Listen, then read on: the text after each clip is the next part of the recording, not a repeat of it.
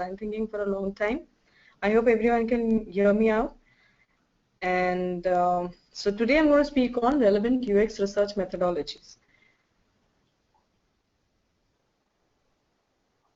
One very important thing, will be interactive enough, and y'all can ask questions when I'm presenting also.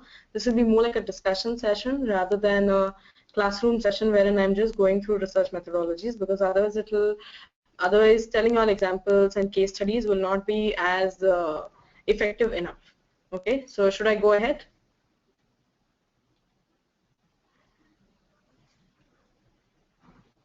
Okay. Okay, so I take it as a go. So are we ready? Like currently we're looking into relevant UX research methodologies. We have a lot of them. We have a lot of UX methodologies coming up which are existing. There are people who are professing a few things. There are things that you see in everyday life in your corporate structure.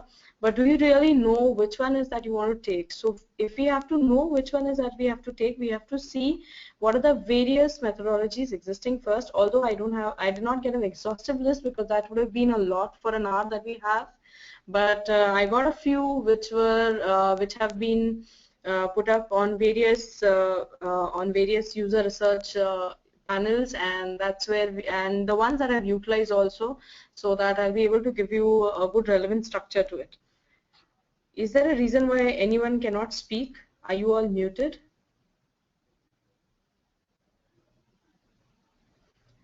In case you all can chat on the chat thing there on the webinar panel, so that if you all have questions, you all can put them there also. Okay. So now first, what is user research? User research focuses on understanding the user behaviors, needs, motivations, and through observation techniques, task analysis, and other feedback methodologies. So basically, you're trying to find out what is happening within the consumer's mind. I'm going to call users as consumers right now. At times consumers, at times users, but I'm referring to the same thing by saying this, okay? So it's basically not magic. We are not going to find out magically what is happening in other person's mind. We are not going to be claiming that we are 100% there, but we're going to try to be nearby 100% by finding out through through the user, what could be their behavioral patterns, what could be their needs, what could be their in between line needs, or what is it that they really want to say, and what is it that we hear. Okay, that is one part. With that, we'll also be trying to find out what are the various things that they aspire to, what are the things that they want to do, what are the motivations that that they're looking up to.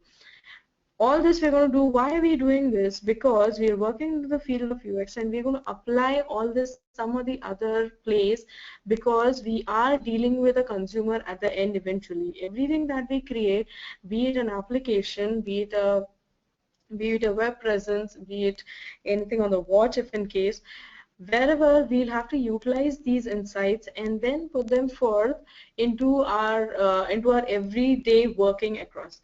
And since we are not sure if everyone, but a lot of them are not directly exposed to the direct users, so they might have limitations, but user research is an integral part of the complete design process, and if done rightly through, it's going to give you very proper insights, which you can derive a very good design brief out of it and utilize it, so that there's no redundant work coming to you. Okay, so now how are we going to do it? We're going to do it through various methodologies, with through say quantitative and qualitative both methodologies, and at times we also going to utilize some feedback methodologies. Okay, so if there are questions, do put them up on chat. Or if you all can speak, and if your mic is not muted, I would recommend this to be an interactive session. Okay, so there are many research methodologies. How do I pick is what we just discussed. So I'll just go through these. What I've done is I've listed down a few of them which I felt relevant, which are relevant to what we do every day, and that is why I put them across here. So as you see, they are ethnographic field studies, participatory design, then focus groups, interviews, eye tracking, usability benchmarking, moderated remote usability testing, unmoderated remote panel testing studies, then concept testing, the idea camera studies, decidability studies, intercept surveys, A/B testing, and true intent studies, and ZMET. Okay, so these are the ones that I got for today's discussion. But if there are a few others with whom you have a few questions, you can still ask about them also. Okay. So I go one by one for each of them. Okay, so what do you think is ethnography? I want you all to talk and respond to my question. Only then we're going to make sense of all that I'm doing. May I know through chat at least if you all are muted and you all can't speak or something? Rahul, can you help me out there?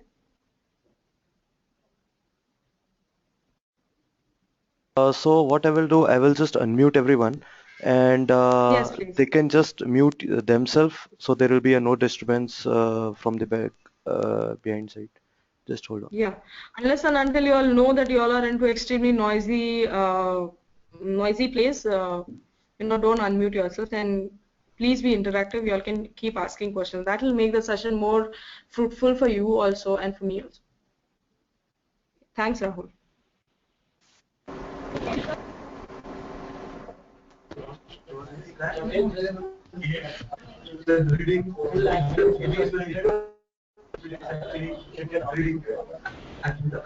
Then you'll be able to know when they churned, why they churned. So these are all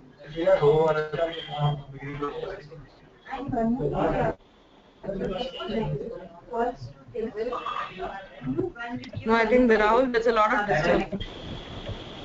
I'm not sure if it's working. That we can put the Rahul, there's questions a over the, lot of yeah, disturbance. I think so that we Yeah, can yeah. put the I would questions in the request, chat yeah, or in a question yes, box. There is a question box yeah, also. We can put exactly. the questions over there. Yeah. Yeah. So I would recommend you all that you all put up your questions here.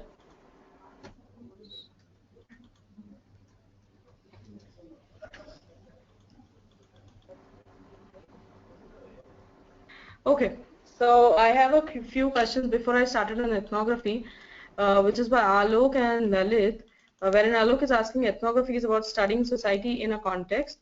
Is it so? And the second question is how do you define ethnicity? Okay, so first let me tell you all what is ethnographic field study first, and then maybe I can answer your questions, okay?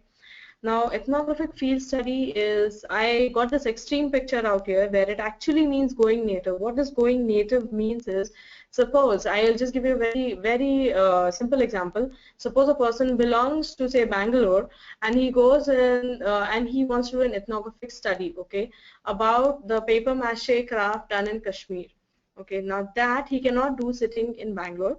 So what would be recommended for ethnography is he goes there to Kashmir, he goes finds out that crafts cluster, but while he finds that out, he does not become a consumer to that cluster there. He goes and lives with those craftsmen and he sees what is happening into their day-to-day life, what is happening from in their 24 hours, how are they living, in what conditions are they living, how are they making that craft in those conditions, is all that they have to say. So basically you have to go native, you have to become a part of that locality is what is needed in an ethnographic study, okay? So there is a very good example of an ethnographic study which was done by Godrej for Chotu Kool. I'm sure you all know what is Chotu Kool. Chotu Kool is a small refrigerator that has come up recently. It has actually come up 5 years ago, but it has been advertised recently onto making it more of a consumeric product. But when it started, it was the ethnographic study was done in all the rural areas of India. They had chosen these clusters of rural areas that they went into, that they lived with those rural people, and they found out that they actually needed a refrigerator, but they did not need a refrigerator which was as big enough that we use in cities or the urban area. And that was one part. Second was there was an electricity issue with them, which I'm sure there is today also. So then it was on a major, it played a major role. Therefore, that is all. They had to take up some kind of an instrument which would take less electricity. That is also one insight that they found. And third was they wanted something that will suit their small houses really well enough. So they came up with this very small Chotu Kool or the small refrigerator, which has now been advertised as something that you can carry across to your outdoor parties and things like that also. But their first consumer was rural consumer, and they did make a lot of success in there. So that is one case study I told you about ethnography. So, but then how do you do this ethnography? You basically, you find out your consumer, where does the consumer stay. It could be an in situ ethnography wherein you go there, you stay with that consumer, check on whatever is happening day in day out with that consumer. How does that consumer deal with the products that you're doing research with. Like for example, if you're doing a research with a mobile being used for elderly people, so you might have to go and stay with an elderly person and see how does he or she use the mobile. Does he really utilize all the buttons on it? Does he really utilize the smartphone? Yeah. So that is how it goes. I think I got a question. How does it differ from need identification? It is definitely different from need identification, because here it's not only about finding what needs to be fulfilled. Here it's about finding what is a complete day in day out, and then getting insights and then utilizing those insights into deriving a product, rather than finding out whether they do need this product or not. For need identification, you can do something like a survey also. You can, yes, ethnography is one. You can do a diary study also for need identification, but an ethnography is a more holistic form of research wherein you get all the insights. You might think of, doing some changes to your existing product based on your ethnographic insights. Okay, I hope this has answered questions. And how do you define ethnicity? Ethnicity is definitely based on sensitization of every person and how that person has been brought up. So it will not be defined by geography, but I think it will be defined by how that person has been brought up with, because it might be a case that a Kashmiri person might be living in Chennai, but he still belongs to the ethnicity from Kashmir, right? So because I spoke of Kashmir earlier, so I gave this example, nothing more. Okay, so should I go ahead and go to the next type of research methodology? Okay, so I'll go ahead. The next one is participatory design. Now, since I placed it next to ethnography, because in ethnography where we went and studied as to what is it that people want as a product to satisfy their needs, or what is it that the people do so that our products fits into their everyday curriculum in some way.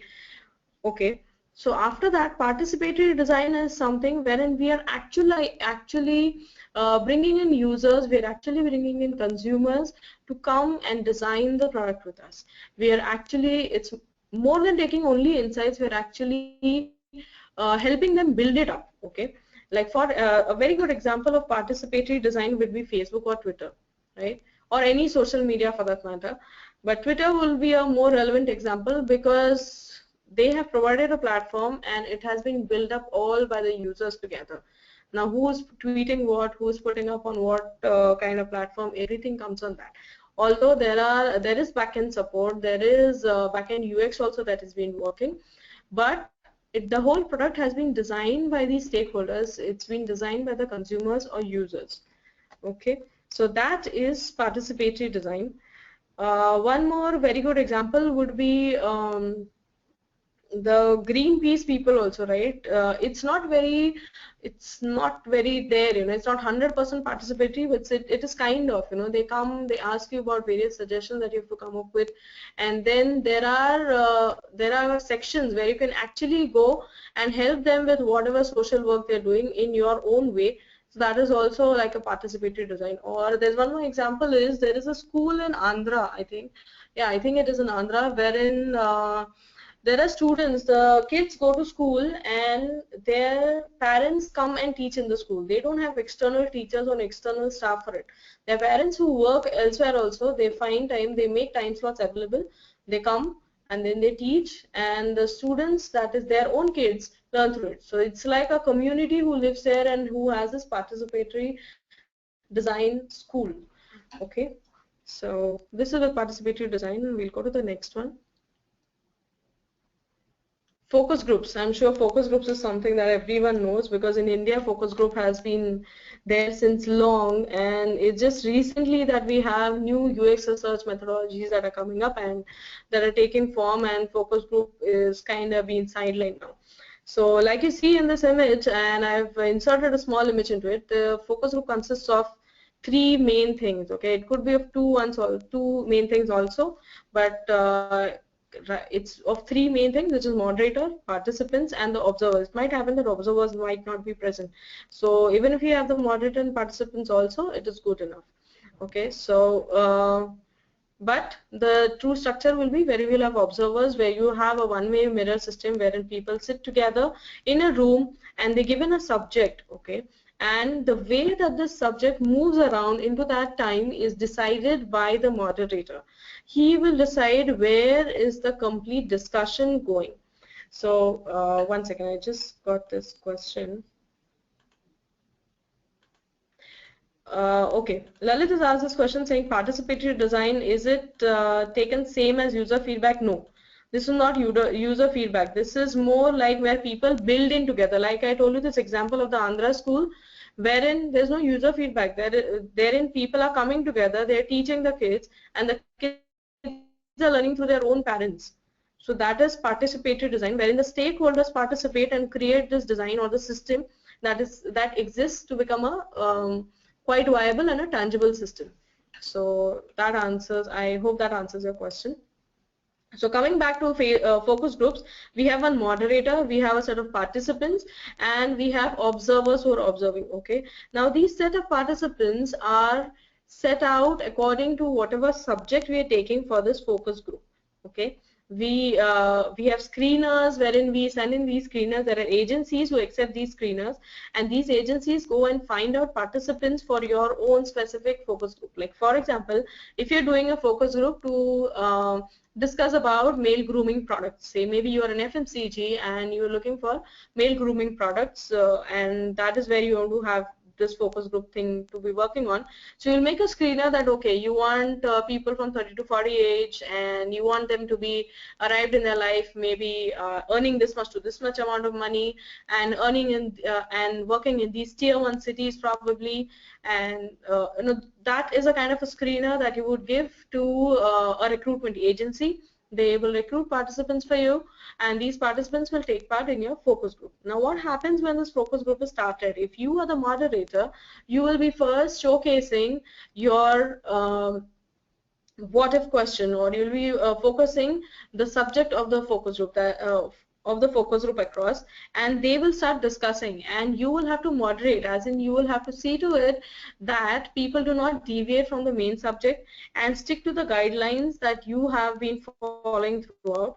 So that is how we do. And now there are observers to it. Now observers of 2-3 types. One are the people who are observing through audio. Another people are people who are observing through video. They might be doing recording footages, etc. Other observants are live observants, which sit across a single mirror system, as in the wall, like like you had in cars earlier. Now you don't have it because you have this 2080 thing going on by the RTO.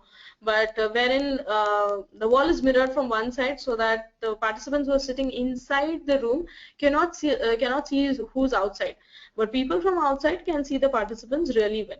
So this observer who sits outside can hear them because there's an audio which is given to him, and he can see and observe the way people are reacting. Okay, so wait, I'll just see what is the question. Lalit, I did not understand this question. So it is not possible in consumer durable space. Okay, maybe we can take this in the question answer session, because this question is something I'll have to know a little bit more about this question. Okay, so relevance, very easy relevance, as I just told you all about FMCG, but with that we also have relevance for our digital world, where you can use focus group for unique. Okay, it could be your mobile application, it could be a web application, whatever. It could be done that way. In a focus group, there are ways nowadays. People are coming up with doing online focus groups also, but they've been researching on it, and they haven't really come up with a very full-fledged solution to it as of now. Okay, so I go to the next one, which is interviews. So before I go, let me just see what is the question. Is focus group really worth as a design research methodology? I'm asking this because I came across many designers explaining why should you never ever hold a focus group. Okay, I must tell you that yes, there are two lines of thinking for it, but if and when we focus group is more like when you want to affirm something across rather than digging deeper.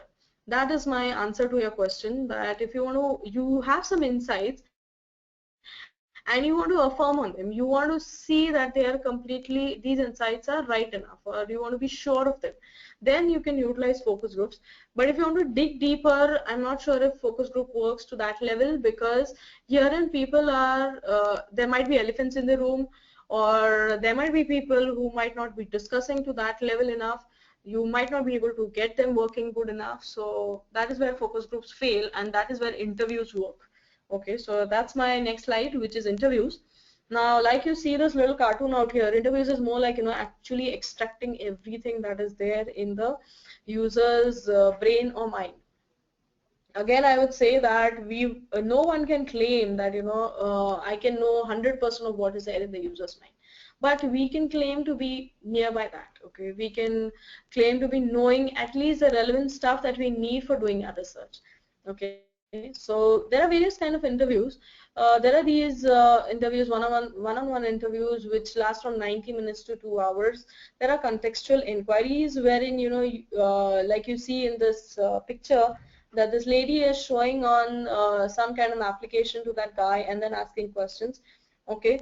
Or there are interviews wherein the interviewer is actually told to be asking very less questions, while the interviewee has been, explaining things a lot. He is doing the storytelling rather than a lot more storytelling, and the interviewee is simply taking down what all. So the questions are very limited, wherein, but mostly these don't work in India as of now. But a lot of interviews that we do in India are more of contextual inquiries, more of one-on-one interviews, and they are based on a pre-given format, wherein we know that what questions are to be asked.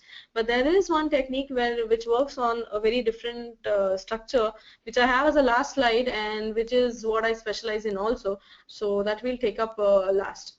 Okay. So any questions on interviews? I don't see any. Okay. So we'll go next. Yeah, with this, I just had this slide as an example. Is there might be a question saying, what if you cannot take in-person interviews? What do you think about interviews taken on telephone or remote interviews? Okay, so although that is also a qualitative research methodology, but there are limitations. But there are researchers like this guy called as Florian Egger. Okay, he's been researching with UNESCO for around 3-4 years now, and he did these 230 interviews with people when he was doing this project with UNESCO. Now, since it was UNESCO, it was not possible for his researchers to go visit all the places all over the world. So that is why they did it through phone, through video, and they claim that they did work well and they did get all the insights through. Through video is still understandable, but with telephone it had to be a little challenging, but they did get a lot of insights. Okay, so next question, eye tracking. Sorry, next slide is eye tracking. Anyone wants to ask any questions relating to interviews? Okay, so as I see no questions, I will go ahead. So eye tracking has been there since long now, and it works on a very simple base, that is your corneal reflections. Okay, in your eye there's something called as cornea, and this cornea gives reflections to this. The machine goes and captures these reflections, and that's how the machine knows that where are you gazing exactly. Okay, and to what time are you gazing, and according to that it tries to create these maps which we can utilize. Okay, so now what happens in an eye tracker is it has a near infrared microprojector, an optical sensor, and an image processor. Okay, now these microprojectors are going to create reflections on your cornea and create patterns on your eyes, and what is going to happen is so these patterns which are projected in real time will be captured by the optical sensors, and they will produce, due to whatever mathematical modules they'll produce eyes position and gaze point. Okay, so that will happen. So what you do is you do an image. Just give me a moment here.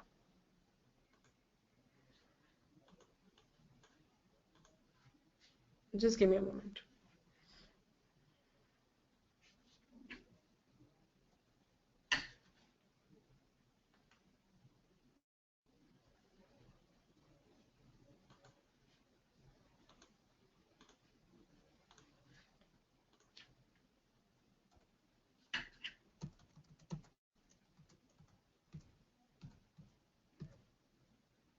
Okay. So that was about eye tracking. Now everyone probably knows that what happens when you get as a report from eye tracking. What you get is a heat map probably. A heat map is one. You also get a gaze map. You also get various kinds of results nowadays. But what do they specify is where does your user look into for how much time.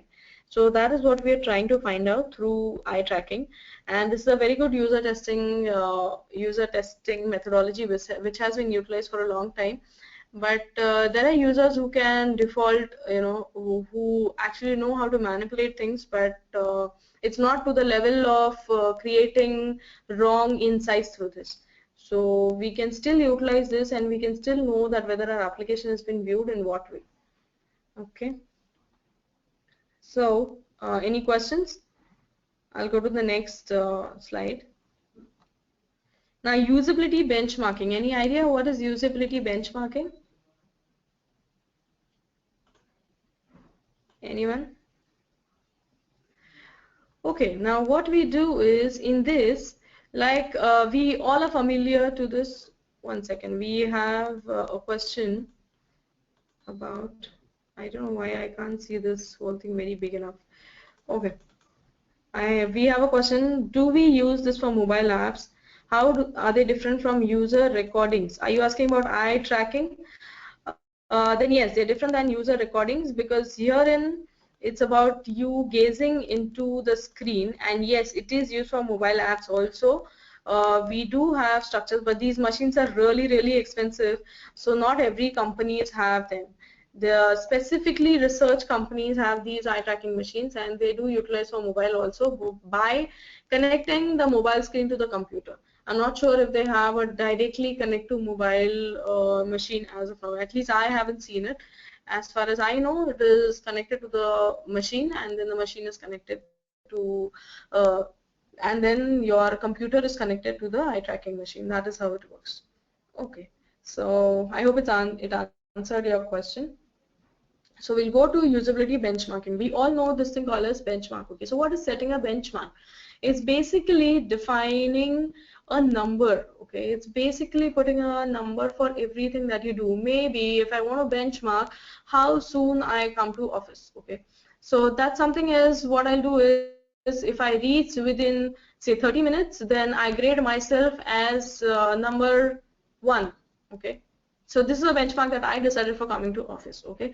Similarly, for usability, there are benchmarks that we can set. Okay. Now, for usability, since it's a very intangible structure, it's not something that can be defined universally across. So that is why a researcher sets up a benchmark for usability and puts those benchmarks forward, and then asks people to, okay, please go ahead and let me know as to how much does this site score. Like for example, I might set a benchmark to saying the contrast into the site that I give, and maybe too good is 5 and really bad is 1.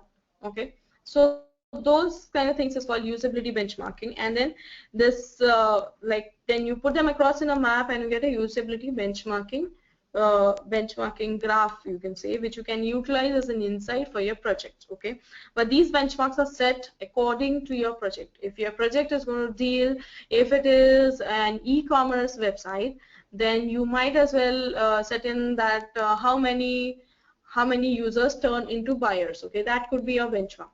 Or if the test to be done on is a social network, then you see how many users have been interacting.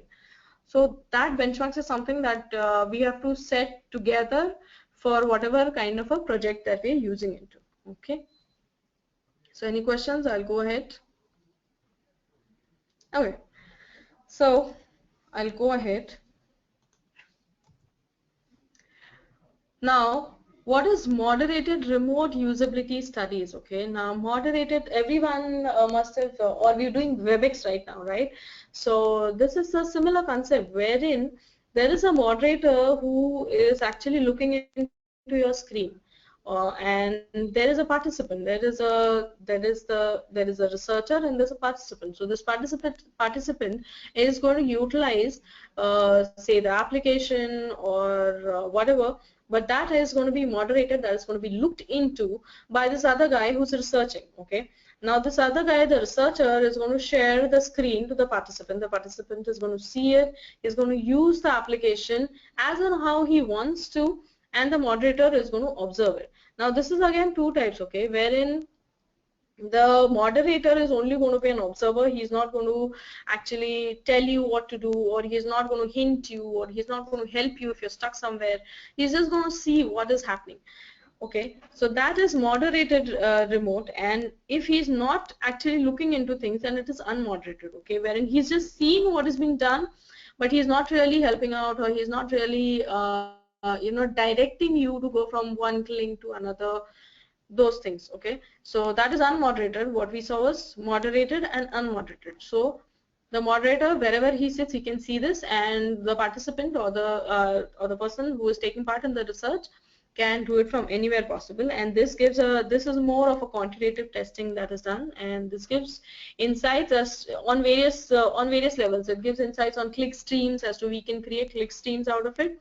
As to click stream means from if a person starts from say a position of a website, to what position does he reach, and then it's more like a flowcharty thing that he started from some section and he's ended on some other section. So maybe you can find out these click streams, or maybe you can find out user behavior through it. You can find out the buying patterns through it. So all that can be done through moderated and unmoderated, both remote testing. Okay, so I've just explained unmoderated also, so we'll go ahead. Okay, now you did this, you found out what is the user doing and all that, but now since you're doing research, I have taken it in the part of more like a design process thing. So you've been through research, you did some product development, but now you really need to find out whether it is working. So what you do is, so that is one part when you do testing, but all that, before doing all that, okay, you need to know whether your prototype or the iteration that you made towards the end product, is it working or not, will it work or not. Okay, so that is where your concept testing occurs. So this is a very old and a very renowned type of a research methodology. I'm sure everyone has received in some kind of a sachet in a newspaper, which you simply take it up, and you might use it or not is your prerogative, but then at times people do use it and people do give a feedback. Okay, so that is a kind of a concept testing that is done. Earlier there used to be people who used to stand onto places near huge stores, wherein they used to come up with their products, and they used to ask people that please come and taste our products, or please come and see how are they done, and things like that. So that is also kind of a concept testing. But now, since we have everything digitally, what happens is some products are thrown onto the consumers and they can test it. A very good example what Facebook does, it gives a kind of a new application that's coming up, and then you test it and give it across. But Facebook does a lot of A/B testing also. So at times it does concept testing also. So this is how it is. One second, there's a question for same as research sprint. Yeah, you may say so. It's similar, but yeah, concept testing is more of a generic term that I'm utilizing. So yeah. Okay. So next, I'll go for next one, which is a diary or camera studies. I did mention a diary when I spoke about ethnographic studies. Now, but what is the difference between the ethnography and diary is something that I'll tell you all, but I'll tell you all first what is a diary or a camera study. It's basically going and finding out more like a customer, you are finding a customer journey through your camera, or you finding out a customer journey through a diary. And this customer journey could be one fact, or it would be more like finding out a behavior of one section of people through cameras, through diaries. Okay, so in ethnography also you do maintain diaries, but only diary study is something wherein you actually click on every single relevant time detail. Like for example, like I gave you this example for Chotu Pool. So if you want to go but the Chotu Pool then ethnography study did not start with, okay, I want to design a small refrigerator, so how do I do it? No, it did not start that way. It was about finding out what what is a refrigeration option in the rural areas. So that is how they started. But if you're doing a diary study, it could be, for example, the you can see the viewing patterns of women, or you can also do a diary study for say people who are sports enthusiasts. Or maybe, yeah, we can take this example wherein we can do a diary study of sportsmen and trying to find out what is the web application that they can utilize which will fit into their routine. Okay, so therein you will actually observe the sportsman, right, for all the 24-hour stretch, and see, okay, what time he's doing, what kind of a sport, what time is it taking for him, what is he eating, how does he go about from one place to another. All that, either you can do a camera, like you can click photos, or you can keep writing about it. You have to confirm on all the 5 W's and 1 H as to where is it being done, when is it being done, then how is it being done, what, all that has to be confirmed into your diary study. Okay, so it can be done with camera also, since camera is very feasible now.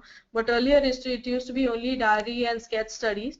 Now it has become more like camera studies also. Okay, so any questions? Should I go ahead? Okay, I'm going ahead. Now, for desirability studies, why do you think I've put up these bottles out here? I haven't really put up anything about the research methodology here, but I put up these honey bottles. Why do you think so? At least one answer in that question section is also fine.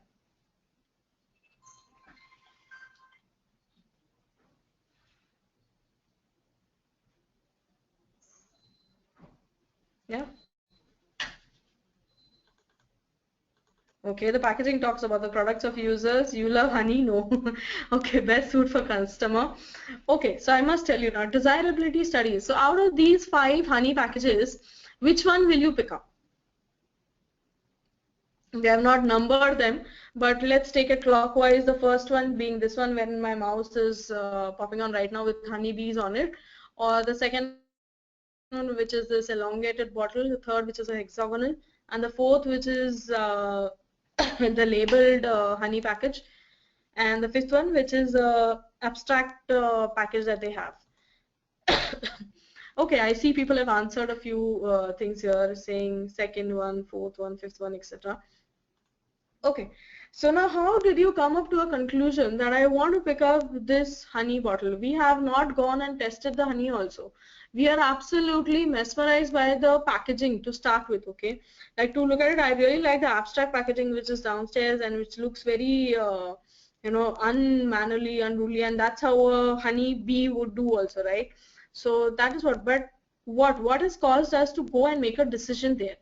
It's that halo effect. Okay, there is this concept of halo effect. This halo effect is something that makes us choose, or that makes us to go and pick up or like something that really looks good. Whether that thing functions good or not is something that is taken into consideration later. And at times, because of the halo effect, because it is looking good, we might just simply keep using that stuff whether it is functionally very good or not. Okay, so this honey is an example, but there are other examples also. Like, for example, if you have it was in Mr. Norman's one of the TED Talks where Mr. Norman had shown a very good citrus juice maker which looked really nice. But if you Google it, you'll find out that citrus juice maker which looked really, really nice, but the way it was extracting juice was absolutely functionless. It made no sense out of it. It was just simply looking good. But it was being bought because it looked good, because the design was absolutely aesthetically good. So this comes in the desirability, okay? So in any product, whether that product will be desired, whether that product will be picked up only on the looks of it. A very good example is Apple, okay? So with Apple also, Steve Jobs, when he came up with his first Apple store, okay, he actually put up a huge amount of money to get that store on in that exact location. There were people, there were headlines which were saying he's mad, what is he doing, why is he taking such a big space, Apple is going to go for bonkers, whatever. But he said, I want this space because this is where people are going to come into, and this is where people are going to look into. And he saw to it that everything was like, now we can see the Apple store, which is, we have this wooden ebony colored furniture background, and Apple is white in color, right? So earlier it was different, wherein the store was white in color and they had these colored monitors. They had these really wonderful colored monitors that they were there. So eventually, as and when their products started turning white, their furniture started turning into something of wood. So that aesthetics, that desirability to be created for any product. Now, how is it checked? It's checked through desirability studies, wherein people are given samples and they're asked to pick up one of those samples, and then they're asked as to why did they pick it up, what did they think was really good about it, and all that before they go and test it likewise. So that is about desirability studies. So any questions? Wait, I see a question which is shaped on case. Okay. Okay, so there's no question. It's just about people liking these kind of bottles that I put up here. Okay, do we use it in digital world? Yes, we do use it in digital world.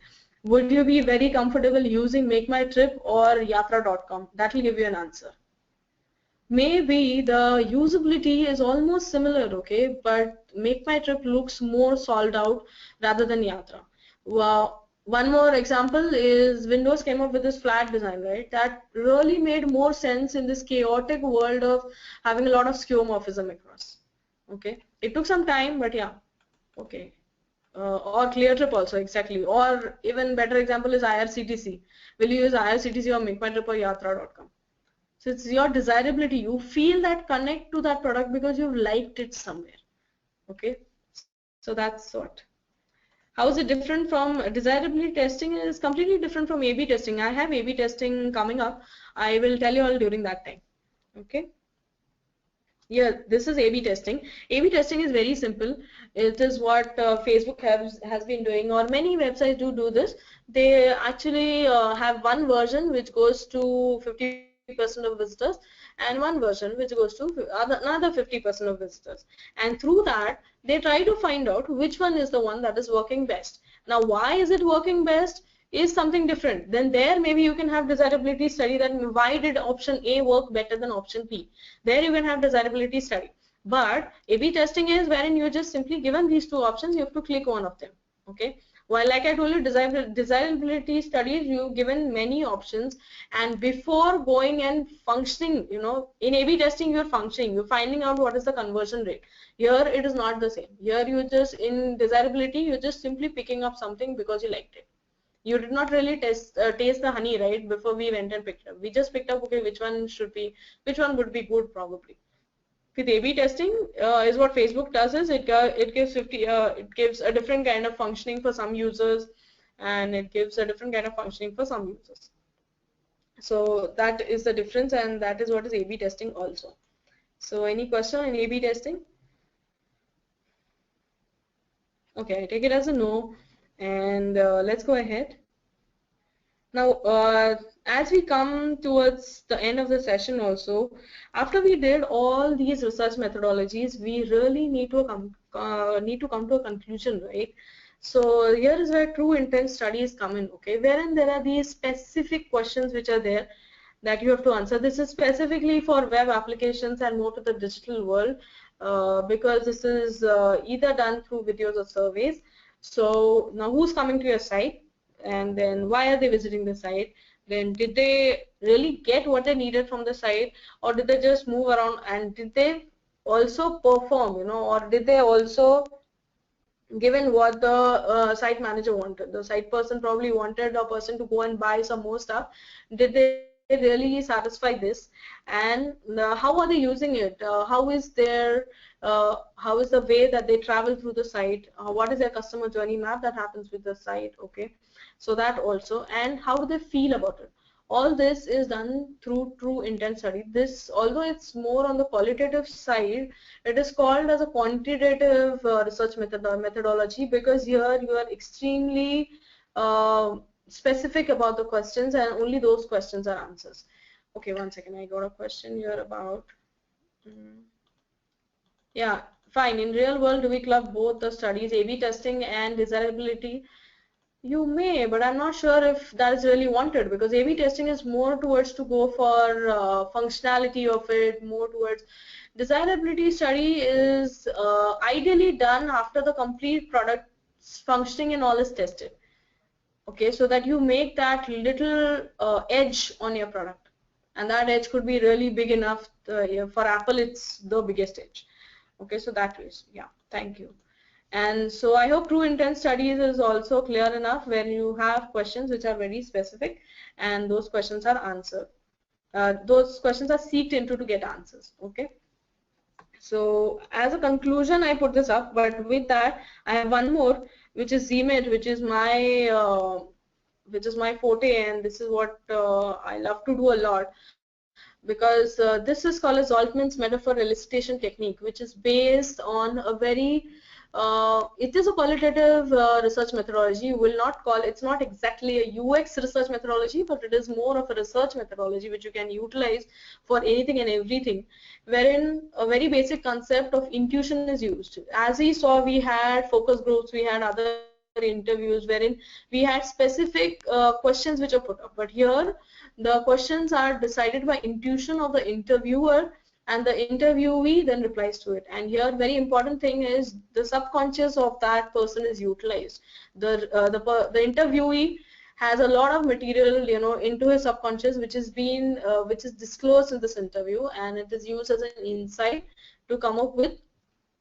And there are various ways that they do mind mapping and things like that, and they come up with insights, but this works really good enough. So this could be one methodology which maybe not everyone was aware with, and I put it across in your mind, so you all can Google it more and know more about it. It's more about digging deeper. So this is where you come to ZMIT, and with this I think I'm in time, and I would say I've finished. So questions, yeah, if you want an example on ZMIT, there have been various examples on ZMIT. We were working on this fabric softener, okay. So we were looking up to, of course, this was not in India, this was in another Asian country that we did this. It has been introduced to India very late. So we did this with an Asian country wherein we did it for a fabric softener. And for the fabric softener, we had to decide the packaging rather than deciding on the product or the flavor, because that was all done. So right now we had to decide on the packaging. So they had some 25 packaging options, out of which we had to pick one.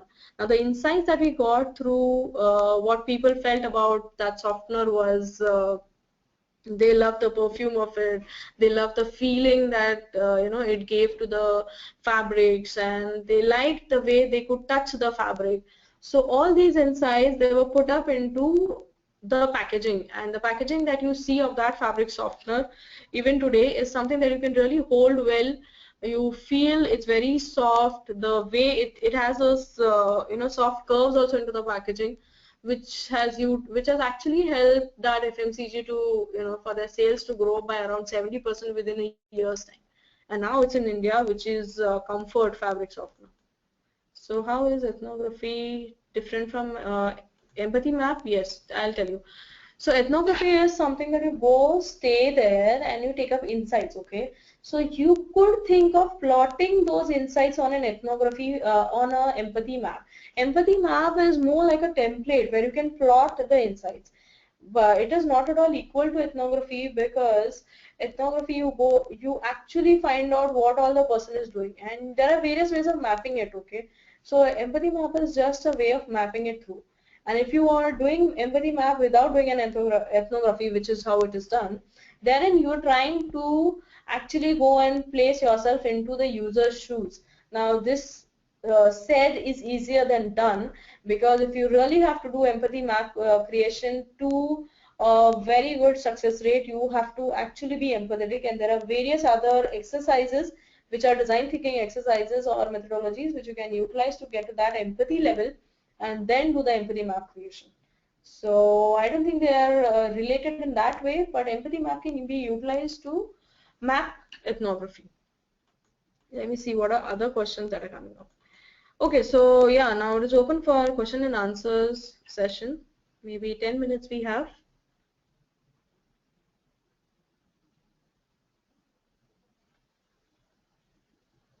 Rahul, do you want to help facilitate the question and answer session? Yes, participants can type the questions in the question box, and if it is not there, then we can take it offline also through our LinkedIn group, and they can join our LinkedIn group, and we can take answer their questions over there. So we have one question, I think so. Okay, we have one question. Do we have any methodology that fits for no? I would like to say, do we have any one methodology that fits for all kinds of products? No, that would not be the case, because products are different. If it's a digital product, we will have to think every research has to be customized. Although I might say, the CMET is good for everything, but even if, but what if I'm doing something like UNESCO? Maybe I cannot take interviews for 2 hours with everything. So that is where I'll have to see. I'll have to see the contextuality of it and do it. Can you publish the link for LinkedIn? Okay, that's a question for you, Rahul. One second. How will approach methodologies be different for web-based product to a tangible product? Yes, it will be different because maybe desirability studies, for example, if you take up a desirability study with an online structure, then you might have to do a remote panel study. You might be able to do a remote panel study wherein you'll be able to control, or you'll be able to view how the observer is liking your product or not.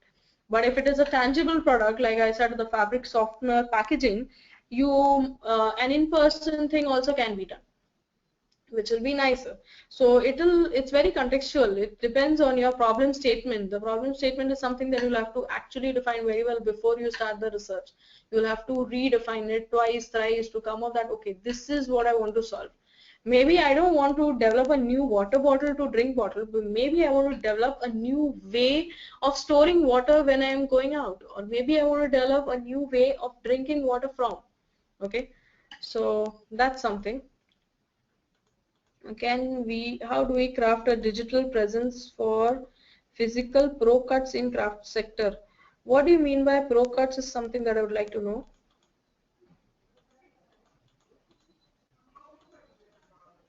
Okay, there are a lot of questions. Wait, let me take them one by one. I have a question which says, how do we craft the digital presence of physical pro cuts in craft sector? So I'd like to know what is pro cuts. Then there's another question which is, can you give examples of what type of questions were asked in CMET?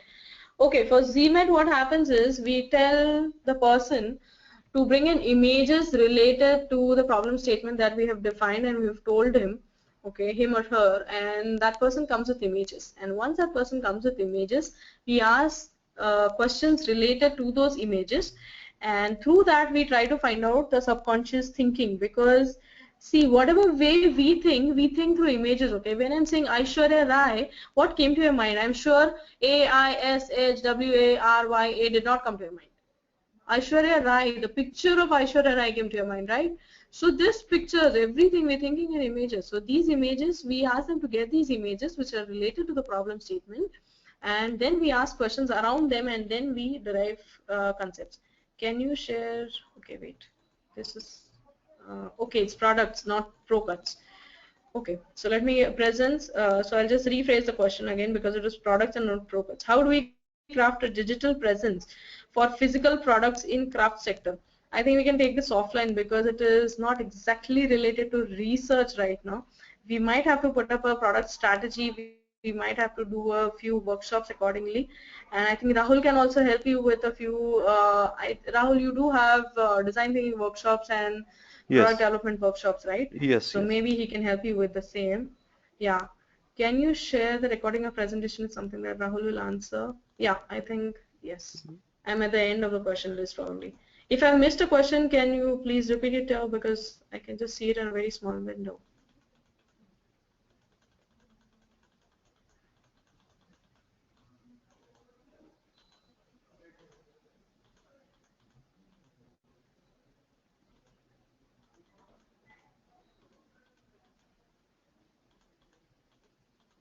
Okay, So there's one more question, which was my question was that participative design, can it be used in designing consumer durables? Yes, why not? Because I have seen, I know I'm giving this example of craft sector again, but there have been craft workshops wherein people have been together building in something, and it is being durable. There is this person in Thailand also. His name is I will get back to you with his name. But what he does is he believes on the structure of living with whatever is available, and he is more on creating saving seeds for the next generation. So what he does is he has these groups of people that come to him for lectures or for his thoughts and things like that, and they come and they do a participatory design, right? They make houses across, okay, and that is a participate, and they make houses, they live into it. So that is a design that they build up, they live into it. It's a durable thing, but it's not a fast moving consumer good, but it is a consumer durable for sure, I'm sure. So if that answers your question, participatory design, yes, you can use it for everything. And again, I'll not say everything, it's contextual, but yes, for consumer durables you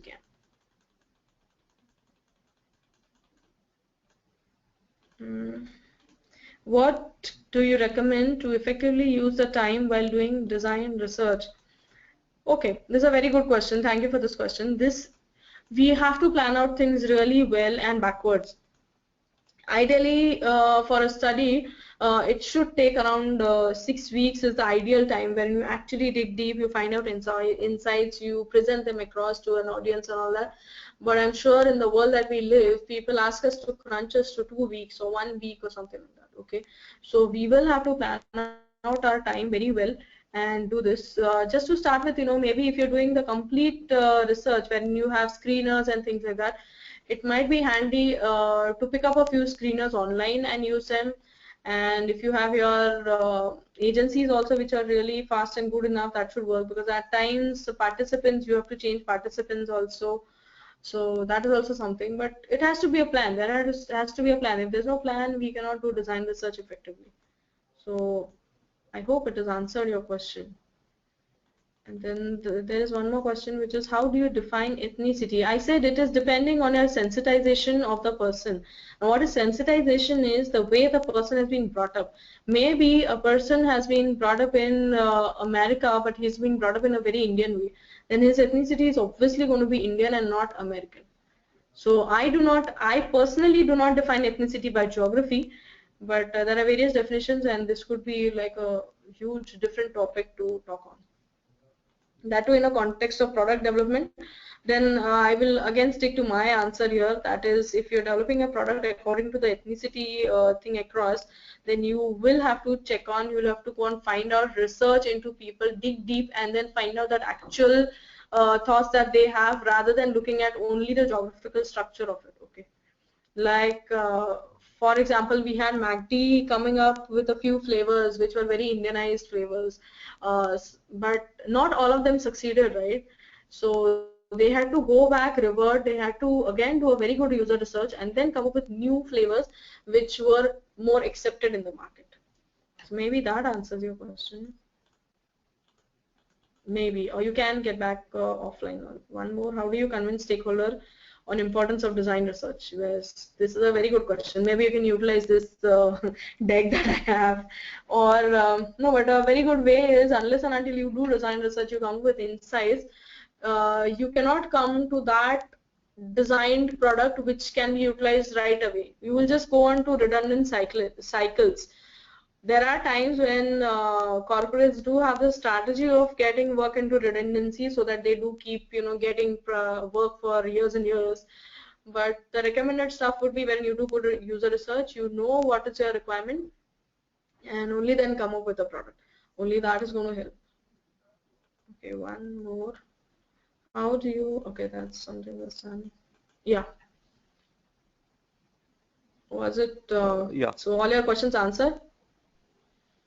Okay, thank you. So do let me know, how did you feel, how was the session, and do give a feedback to Rahul and he'll pass it on to you. Stay connected on the social media channels for our upcoming events, and if you are having any further questions, you can just post it into the LinkedIn group.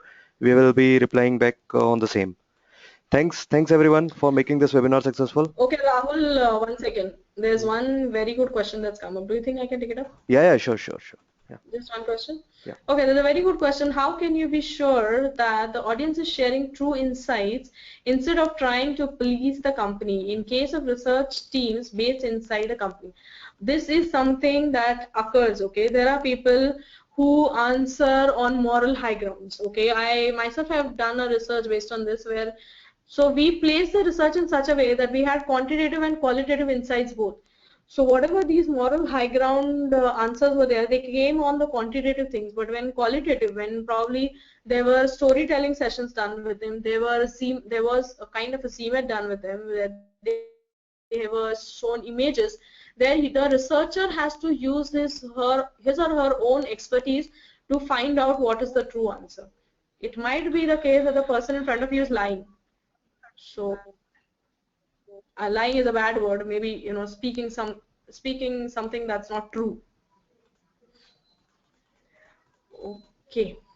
Yeah, I think Rahul, we should. Rahul.